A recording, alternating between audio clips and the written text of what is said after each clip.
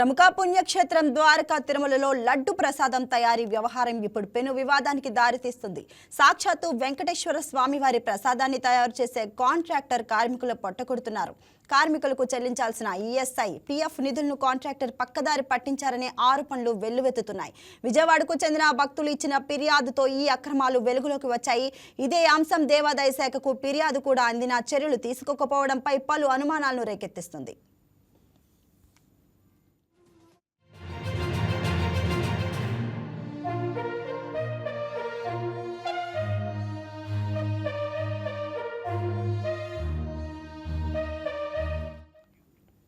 నిజానికి ద్వారకా తిరుమల దేవస్థానంలో లడ్డు కాంట్రాక్టర్ కార్మికులకు తీవ్ర అన్యాయం చేస్తున్నట్లు దేవాదాయ శాఖ విచారణలో కూడా ప్రాథమికంగా తేలింది.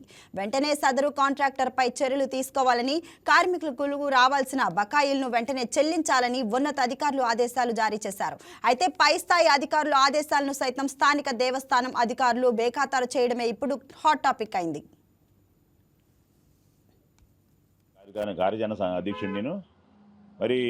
ఏదైతే ఏలూరు జిల్లా సంబంధించి మరి పెద్ద తిరుపతి తర్వాత అంత పవిత్ర కలిగినటువంటి ద్వారకా తిరుమలకు సంబంధించి కొన్ని అనేక విషయాలు జరుగుతూ ఉన్నాయి. ఈ రోజున మరి లడ్డీ కాంట్రాక్ట్ 2024లో ఒక వ్యక్తికి ఇవ్వడం జరిగింది. మరి దాదాపుగా 60 నుంచి 70 మంది కార్మికులు మరి ఈ లడ్డు తయారీలో భాగస్వాములు అయ్యి వారు అక్కడ పనిచేయడం జరుగుతూ ఉంది.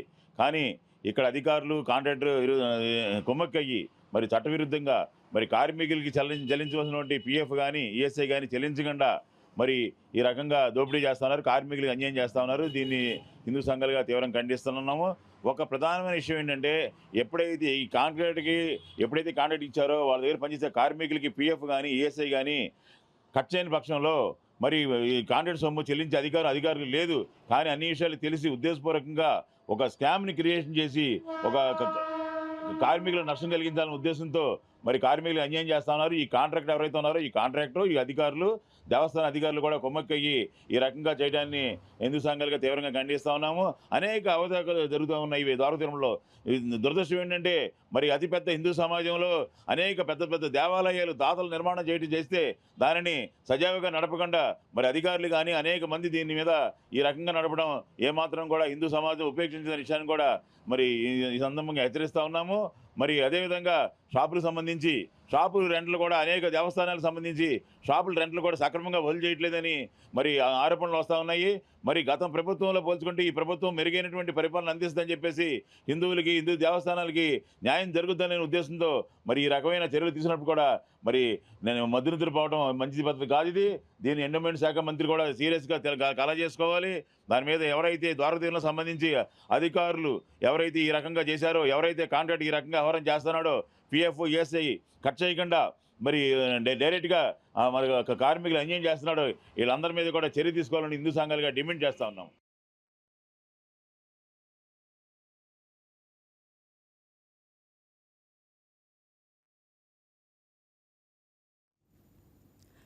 తప్పు చేసిన కాంట్రాక్టర్కు ఆలయ అధికారులు కొమ్ము కాస్తున్నారనే సందేహాలు వస్తున్నాయి. కార్మికులకు చెల్లించాల్సిన ఈఎస్ఐ, పీఎఫ్ నిధులను పక్కదారి పట్టించి అన్యాయం చేసిన వ్యవహారంపై విజయవాడకు చెందిన వెంకటేశ్వర సేవా సమితి నేతలు పోరాట బాట పట్టారు. కాంట్రాక్టర్ చర్యలు తీసుకోవాలంటూ పట్టు విడవకుండా పోరాడుతున్నారు.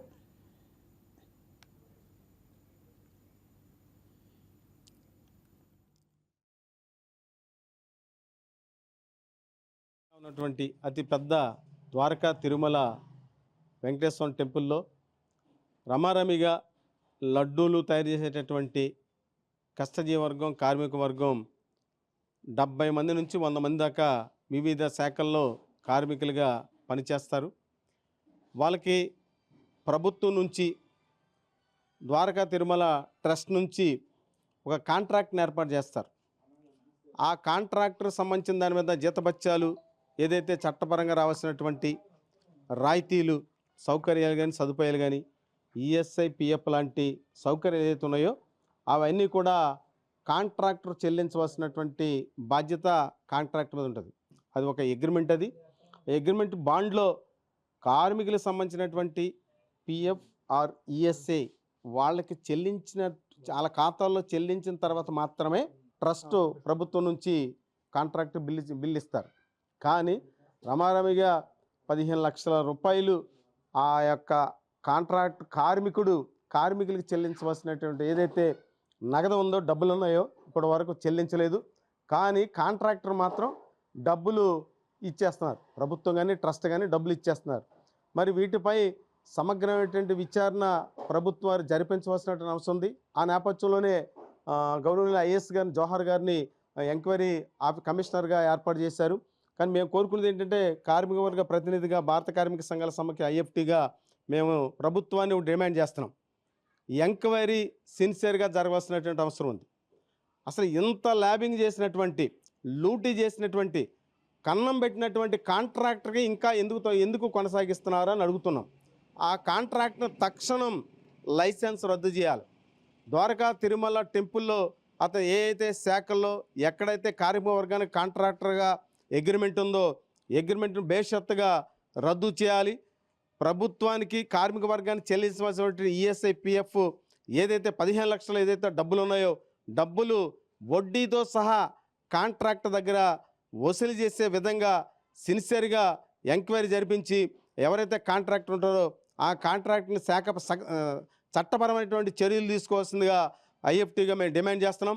మరి ఒక పుణ్యక్షేత్రంలో ఒక కాంట్రాక్టరు కార్మిక వర్గానికి, కస్టడీ వర్గానికి అన్యాయం చేసి ప్రభుత్వ డబ్బుల్ని లూటీ చేస్తుంటే మరి కూటమి ప్రభుత్వం ఏం చేస్తుందని చెప్పేసి ప్రశ్నిస్తున్నాం.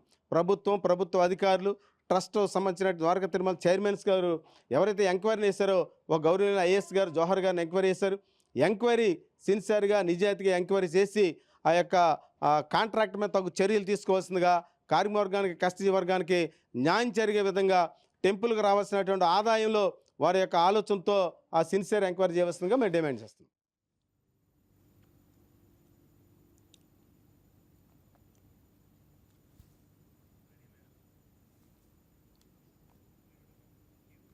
మరోవైపు ద్వారకా తిరుమలలో లడ్డు ప్రసాదం తయారీ కాంట్రాక్టర్ ప్రతి నెల కార్మికులకు ఈఎస్ఐ పిఎఫ్ చెల్లించిన ఆధారాలు చూపితేనే దేవస్థానం లడ్డు కాంట్రాక్టుకు బిల్లులు విడుదల చేస్తానని అంది.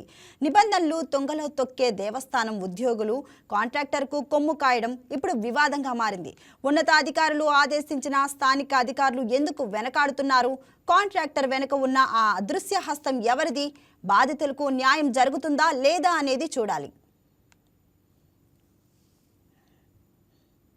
ఈ చిన్న వెంకటేశ్వర స్వామి దేవస్థానంలో లడ్డూ తయారీ విభాగంలో దాదాపు 70 మంది కార్మికులు పనిచేస్తూ ఉన్నారు. వీరందరినీ కూడా పోర్టు కార్మికులు అంటారు.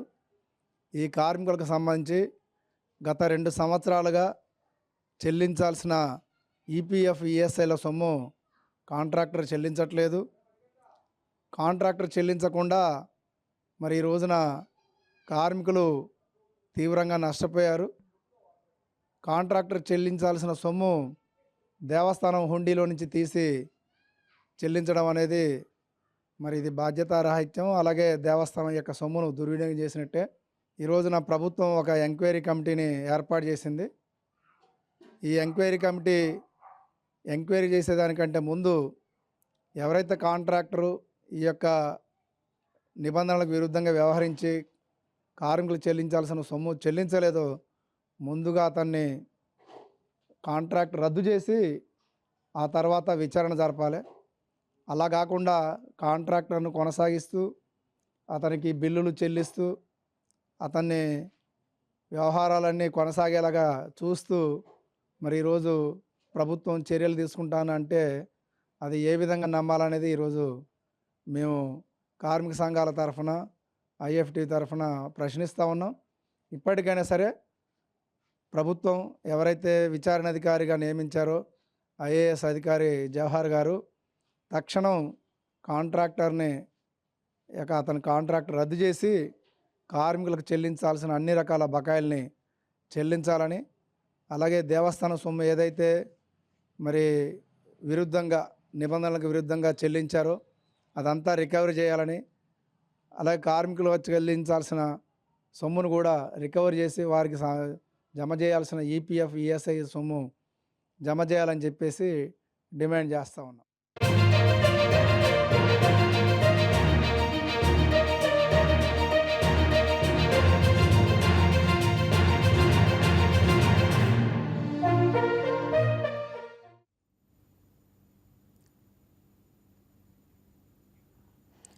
దీనిపై మరింత సమాచారం ఏలూరు నుంచి మా స్పెషల్ కరెస్పాండెంట్ మురళి అందిస్తారు లైవ్ నుంచి. Good afternoon Pavani. Yes Murali. అంటే కార్మికులకు చెల్లించాల్సిన ఈఎస్ఐ పిఎఫ్ నిధులు అయితే దుర్వినియోగం అయ్యాయి అని చెప్పి అయితే చెప్తున్నారు కార్మికులు. అసలు వాస్తవాలు ఏంటి, ఏమైనా ఆధారాలు బయటపడ్డాయా దీని గురించి? Good afternoon Pavani. చిన్న తిరుపతిగా పేరుగాంచిన ద్వారకా తిరుమల పుణ్యక్షేత్రం అయితే రోజుకొక వివాదంతో అయితే వెళ్తున్న పరిస్థితి అయితే ఉంది. మొన్న నకిలీ టికెట్ల వ్యవహారం వెలుగు చూసింది. అలాగే ఈ రోజు సుమారు లడ్డు దానికి సంబంధించి లడ్డు తయారీకి సంబంధించి సుమారు 60 నుంచి 70 మంది కార్మికులు పనిచేస్తూ ఉంటారు. వీటిలన్నిటికి సంబంధించి ఒక కాంట్రాక్టర్ ను కూడా ద్వారకా తిరుమల పుణ్యక్షేత్రం నియమించింది. సుమారు 2024 నుంచి కూడా ఈ 60 మంది ఎంప్లాయీస్ ఎవరైతే ఉంటారో, కార్మికులు ఎవరైతే ఉంటారో వారికి ఈఎస్ఐ కానివి పిఎఫ్ సొమ్ము చెల్లించకుండా బిల్లుల్ని తీసుకుంటుంది అంటూ కూడా ఆరోపణలు వచ్చిన నేపథ్యంలో కొన్ని హిందూ సంఘాలు ఎండోమెంట్ కమిషనర్ హరి జవహర్ లాల్ కైతే ఫిర్యాదు చేశారు. ఫిర్యాదు చేసిన అనంతరం ఎండోమెంట్ కమిషనర్ అయితే దీనిపై విజిలెన్స్ ఎంక్వైరీకి ఆదేశించారని చెప్పొచ్చు. దీని కారణంగా అయితే సుమారు 60 నుంచి 70 మంది అంటే దేవుడు ప్రసాదాలు తయారు చేసే కార్మికులు ఎవరైతే ఉంటారో వారు పిఎఫ్ సొమ్ముని సుమారు 14 నుంచి 15 లక్షల రూపాయలు కోల్పోయినట్లుగా ఇప్పటికే సమాచారం ఉంది. అలాగే ఈఎస్ఐ సొమ్ము కూడా చెల్లించిన కారణంగా వారికి ఆసుపత్రులకు సంబంధించి ఏదైనా సృష్టి చేస్తేనో ఏదైనా ఆరోగ్య సమస్యలు ఉంటేనో హాస్పిటల్కి వెళ్తే ఈఎస్ఐ కూడా వర్తిస్తుంది. వారికి ఈఎస్ఐ కట్టిన కారణంగా ఆసుపత్రుల్లోనూ అలాగే వారు చేసే టెస్టుల్లో కూడా ఈఎస్ఐ ఆసుపత్రులకు వెళ్ళినప్పుడు వాళ్ళకి ఇబ్బందులు ఎదురవుతున్న పరిస్థితులుగా అయితే ఉన్నాయి.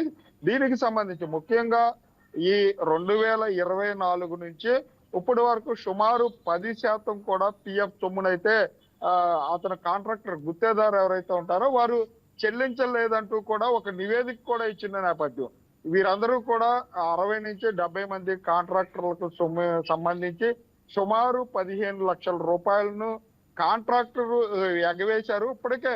అంటే దీనిపై అంటే లడ్డూ తయారీకి సంబంధించి ప్రతి నెల కూడా దేవస్థానం నుంచి కాంట్రాక్టర్ కి నిధులు విడుదల అవుతా ఉంటాయి. అంటే ఎవరైతే ఈ 60-70 మంది కార్మికులను ఎవరినైతే చూపించారో వారికి సంబంధించి పిఎఫ్ సొమ్ము కట్టిన తర్వాత అలాగే ఈఎస్ఐ సొమ్ము వారి షేర్ కట్టిన తర్వాత మాత్రమే ఈ లడ్డూ కాంట్రాక్ట్ తయారీదారికి అయితే బిల్లులు చెల్లించాల్సి ఉంటుంది.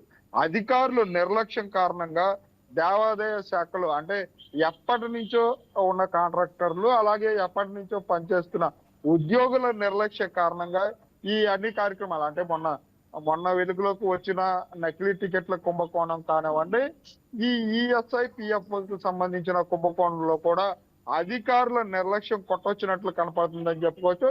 ఎన్నో సంవత్సరాలుగా అదే దేవస్థానంలో పనిచేస్తున్న ఏఈఓలు జేఈఓలు అలాగే సిబ్బంది కూడా వారికి సంబంధించిన కాంట్రాక్టర్లు వచ్చే విధంగా లాబీలు చేస్తూ ఆ కార్మికులు పట్టకొడుతున్నారంటూ కూడా ఇక్కడ కార్మికులు ఆరోపించే పరిస్థితులు ఉన్నాయి పావని. ఎస్ మురళి, అంటే కాంట్రాక్టర్లకు ఆలయ అధికారులు కొమ్ము కాస్తున్నారనే సందేహాలు ఉన్నాయని అయితే కార్మికులు అంటున్నారు. మరి వారెవరు, మరి ఆలయ అధికారులు ఏమంటున్నారు దీని గురించి?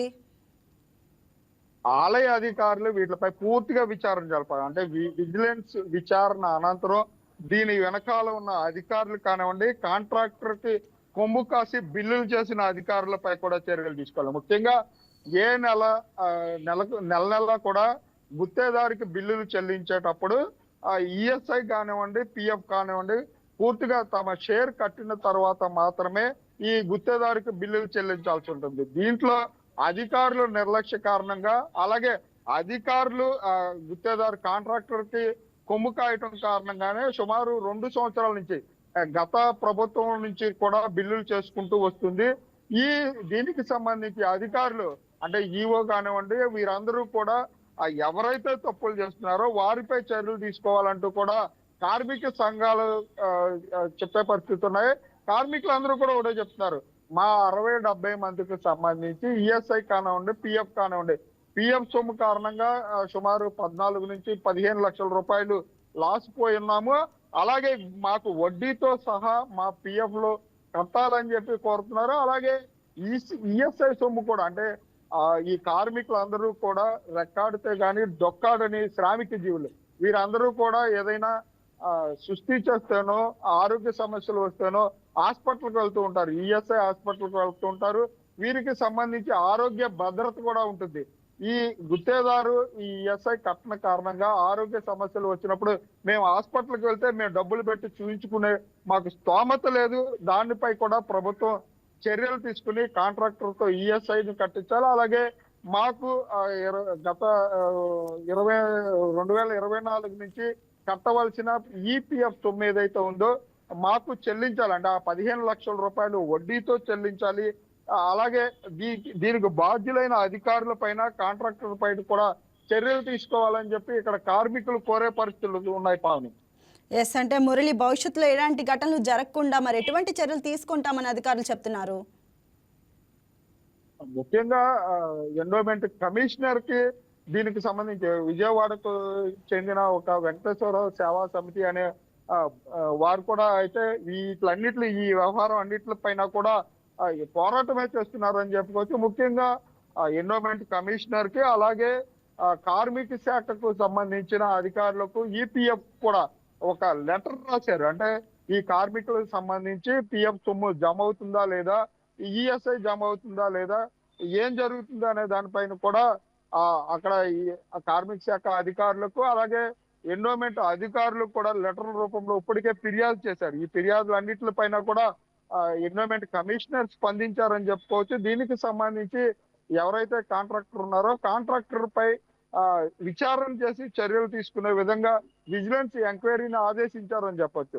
ఈ విజిలెన్స్ విచారణలో నిజాలు నిగ్గు తేల్చిన తర్వాత ఆ కాంట్రాక్టర్ పై చర్యలు తీసుకుని కాంట్రాక్టర్ ను కూడా బ్లాక్ లిస్ట్ లో పెట్టాలని కార్మిక సంఘాలు అలాగే ధార్మిక సంఘాలు కూడా పరిస్థితులు ఉన్నాయి పావని.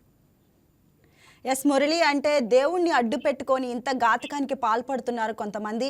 మరి వీళ్ళ గురించి అక్కడ భక్తులు ఏమంటున్నారు అసలు? భక్తులకు సంబంధించి ఎంతో భక్తితో తీసుకునే ప్రసాదంగా లడ్డూ ప్రసాదం పేరు ఉందని చెప్పుకోవచ్చు.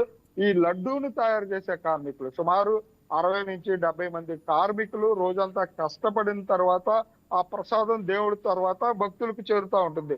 ఈ భక్తులకు తయారు చేసే కార్మికులు లడ్డూలు తయారు చేసే కార్మికుల్ని ఆ శ్రమ దోపిడీ జరుగుతుంది. వారికి సంబంధించిన ఈఎస్ఐ కానివ్వండి పిఎఫ్ సొమ్మును కాంట్రాక్టర్ కాజేయటంపై అయితే భక్తులు కూడా ఆగ్రహవేశాలు వ్యక్తం చేస్తున్నారు. అంటే ముఖ్యంగా ఈ దేవాదాయ శాఖలో అవినీతి పేరుకుపోయిన కారణంగానే ఇవన్నీ జరుగుతాయి. వీటిలన్నిటిపైన దేవాదాయ శాఖ అధికారులు సమగ్రంగా విచారణ జరిపి దీనికి బాధ్యతలు ముఖ్యంగా కాంట్రాక్టర్ పైనే కాదు దీనికి వత్తాసు పలుకుతున్న అధికారుల పైన కూడా చర్యలు తీసుకోవాలని చెప్పి భక్తులు కోరే పరిస్థితులు ఉన్నాయి పావని.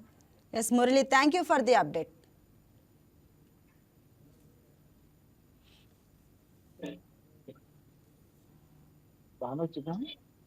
ఎంత అవుతుంది?